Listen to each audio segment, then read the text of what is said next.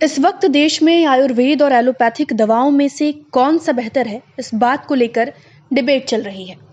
आयुर्वेद दवा तकरीबन 3000 साल पुरानी पद्धति पर आधारित है। ब्रिटानिक वेबसाइट के मुताबिक आयुर्वेद चिकित्सा प्रणाली से चिकित्सक 500 मिलियन लोगों का वैकल्पिक इलाज करते हैं। वैकल्पिक इलाज उस इलाज को कहते हैं जो बीमारी के मुख्य इलाज के अलावा की जाती है। उदाहरण के तौर पर किसी व्यक्ति को चोट लग जाने पर एलोपैथ की दवा दी जाती है, लेकिन इसके साथ साथ में हल्दी लगाया जाता है ताकि जल्द से जल्द राहत मिल सके। वैसे तो प्लास्टिक सर्जरी पश्चिमी देशों की देन है, लेकिन भारत में करीब 2500 साल पहले प्लास्टिक सर्जरी की शुरुआत हो चुकी थी। प्राचीन भारत के चिकित्सक सुश्रुत को सर्जरी का जनक माना जाता है। उन्होंने अपनी किताब सुश्रुत में इसका जिक्र किया है। इस बारे में विस्तृत जानकारी कोलंबिया सर्जरी नामक वेबसाइट पर मिलती है। प्राचीन भारत में गंभीर अपराधों में सजा के तौर पर उनकी नाक और कान काट दी जाती थी, जिसके बाद अपराधी अपनी नाक और कान को सही कराने के लिए आयुर्वेद चिकित्सा पद्धति का सहारा लेते थे। सर्जरी के दौरान गाल और माथे से त्वचा काटकर नाक जोड़ने का प्रयास किया जाता था।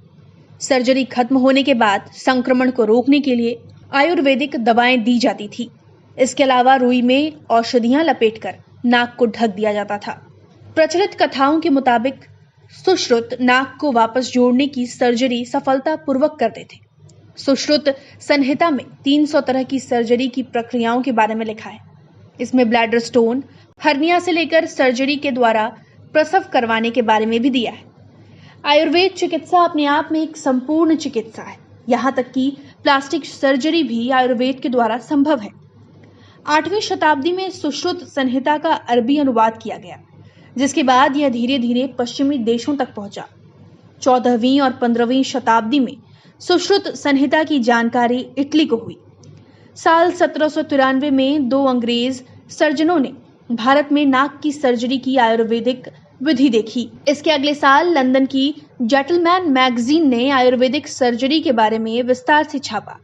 साल 1814 में एक ब्रिटिश सर्जन जोसेफ कॉन्स्टेंटिन ने आयुर्वेद पद्धति को पढ़ने के बाद 20 सालों तक लाशों के साथ इस प्रक्रिया की प्रैक्टिस शुरू की और वह इसमें सफल भी रहे।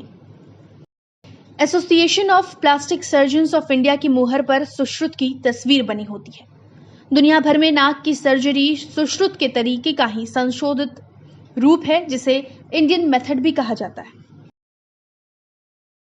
आयुर्वेदिक चिकित्सा प्रणाली में सर्जरी के बाद कटे हुए स्थान की सिलाई का तरीका अनोखा था। उस समय सिलाई का काम चींटियां करती थी। चींटियों को क्रम से घाव के ऊपर रख दिया जाता था। इनके जबड़े क्लिप का काम करते थे। प्राचीन भारत में टांकों के लिए चींटियों का उपयोग करना आम बात थी। एलोपैथ का सबसे पहले इस्तेमाल साल 1810 में शुरू किया गया।